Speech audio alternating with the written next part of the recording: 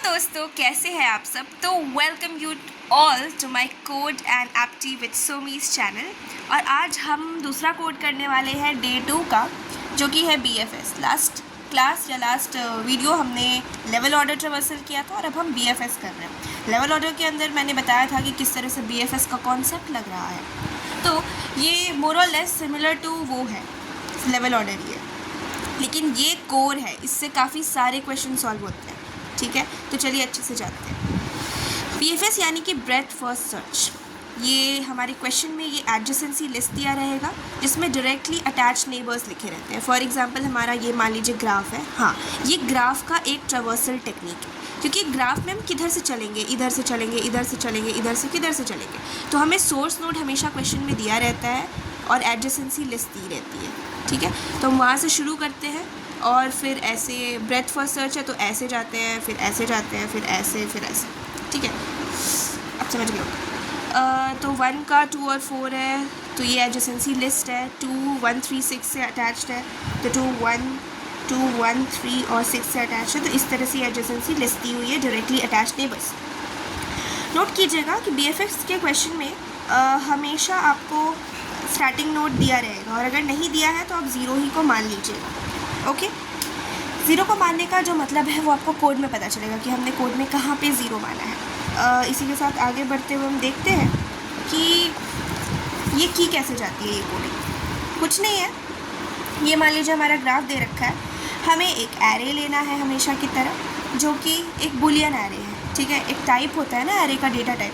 तो ये एक बुलियन टाइप का एरे है जिसमें हम पहले से सबको 0 असाइन करके या फॉल्स असाइन करके रखे हैं। बाय डिफ़ॉल्ट ऐसे भी फॉल्स होता है वैल्यू। उसके बाद हमें क्यू लेनी है, जिसमें से जब हम 1 को काट के यहाँ रखेंगे और फिर 1 को और उसके बाद हमें एक और एरे लिस्ट लेना है जिसमें हम लोग अपना आंसर प्रिंट करेंगे। ठीक है, आंसर स्टोर करेंगे। तो सबसे पहले देखते हैं कैसे ये हो रहा है। सबसे पहले 1 को हमने क्यू में डाला, लूप से पहले ही हमने q.add1 कर दिया या फिर 0 कर दिया, तो वही 0 स्टार्टिंग सोर्स नोड है जहाँ से स्टार्ट होगा, वो गिवन होगा। हमने मान लीजिए 1 को ऐड कर दिया और यहाँ पे जाके 1 का 0 को काट के 1 कर दिया। ठीक है, तो हमारे पूरे लिस्ट में 0, 1, 0, 0, 0, 0, 0 है। अब हम लूप के अंदर घुस के देखें क्या हमारा क्यू एम्प्टी नहीं है। नहीं, तो हम पहले एलिमेंट को कट किए। चलो ये पॉप हो गया, और जैसे ये पॉप हुआ तो इसके दोनों नेबर्स 2 और 6 हमारी क्यू में रखा गया। ये हट गया है, क्यू अब इतना हो गया है। ठीक है, तो जैसे 2 और 6 यहाँ आया तो यहाँ पे 2 को और 6 को दोनों का 0 को काट के यहाँ पे 1 और यहाँ पे 1 कर दीजिए। ठीक है, क्योंकि ये दोनों विजिटेड हो गया मतलब ट्रू। तो ये वही चेक करेगा कि विजिटेड है कि नहीं, इसलिए केवल और केवल ये हो रहा है ताकि हम, हो सकता है ना, वापस से उस जगह पे फंस जाए तो हम दोबारा से उसको प्रिंट ना करा दें, क्योंकि ग्राफ इज़ अ साइकिल में हो सकता है कि उसका नेबर दोबारा से प्रिंट हो जाए। लेकिन अगर विजिटेड में वो 1 हो रखा है यानी कि वो हमारे आंसर में आ चुका है। तो 1 कट के यहाँ विजिटेड हुआ था, यहाँ आ गया था।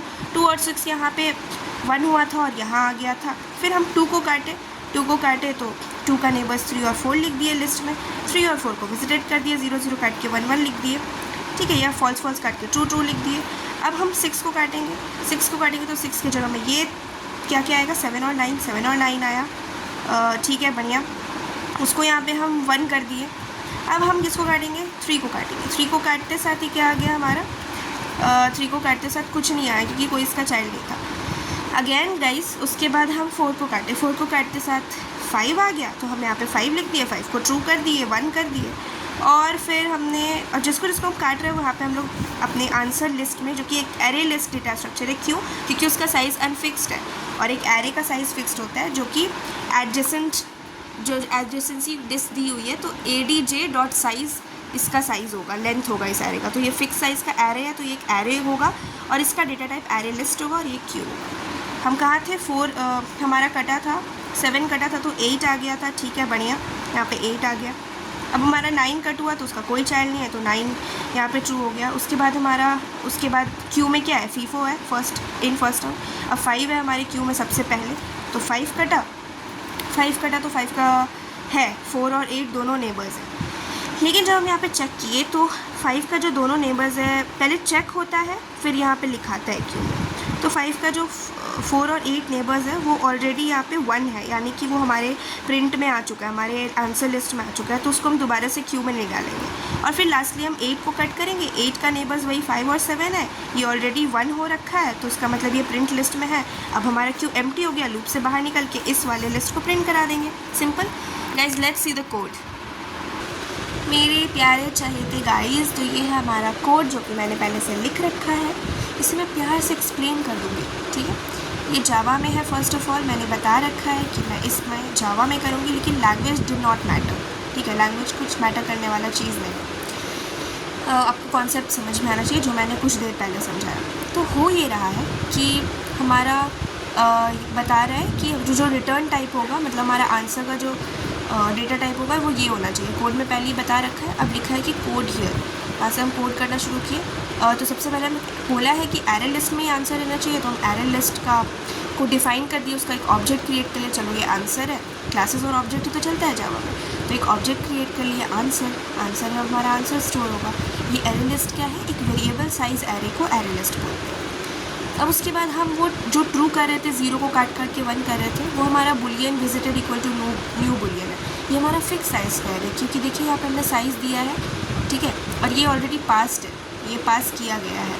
तो ये पास किया गया है, मैंने बताया था कि एडजेसेंसी लिस्ट पास की जाती है, तो उसका साइज़ ही हमारा ये बुलियन एरे का साइज़ होगा, है ना। और फिर हम एक क्यू लेंगे जिसमें हम डाल के और फिर फर्स्ट वाला काटते जाते हैं, तो BFS कितना ईजी हो जाता है गाइस, ठीक है।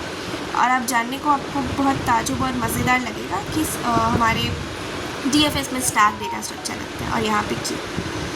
तो हमने ये तीनों ले लिया गाइस। अब चलिए देखते हैं कि क्या करना है आगे, ठीक है।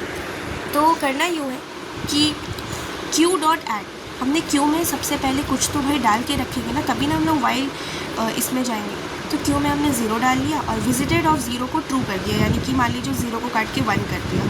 अब हम वाइल जाएंगे जब तक हमारा क्यू एम्प्टी नहीं है। तो फिलहाल तो हमारा क्यू एम्प्टी सच में नहीं है, उसमें तो ऑलरेडी 0 है। तो हम अंदर घुसेंगे और हम नोड Q.poll, मतलब कि हम ये जो फर्स्ट एलिमेंट है FIFO, उसको आउट करेंगे। तो हमारा 0 था, वो आउट हो गया और आंसर में 0 ऐड हो गया। अब हम उसके नेबर्स को फॉर इंट नेबर एडजेसेंट और गेट नोड, इसके नेबर्स को हम डाल देंगे, उसके नेबर्स को हम ट्रैवर्स करेंगे पहले, ठीक है। और ट्रैवर्स करके चेक करेंगे कि क्या हमारा जो नेबर है वो not equal to visited dot ये है। इसका मतलब है कि क्या ये फॉल्स है। अगर ये नॉट इक्वल टू नहीं रहता तो होता कि क्या ये ट्रू है, तो है कि क्या ये ट्रू नहीं है। नॉट इक्वल टू ट्रू मतलब क्या ये फॉल्स है। अगर वो फॉल्स है, यानी कि अभी तक वो विजिट नहीं किया गया है, तो हम उसको ट्रू कर देंगे और फिर हम अपने क्यू में उस नेबर को ऐड भी कर देंगे। मैंने बोला था ना कि पहले विजिटेड में ट्रू करेंगे, फिर हम क्यू में ऐड करेंगे और फिर लास्टली ऐसे होते जाएगा और हमारा आंसर रिटर्न हो जाएगा।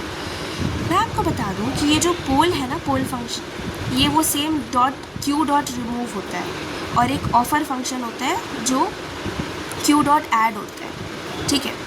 तो क्यू में जैसे कि हम स्टैक में यूज़ करते हैं रिमूव फंक्शन, रिमूव करने के लिए। क्यू में हम रिमूव भी यूज़ कर सकते हैं, पोल भी यूज़ कर सकते हैं। और स्टैक में हम ऐड यूज़ करते हैं ऐड करने के लिए। क्यू में हम ऐड भी यूज़ कर सकते हैं और ऑफर, OFFER, ऑफ़र भी यूज़ कर सकते हैं गाइस, ठीक है। ये वाला चीज़, ठीक है।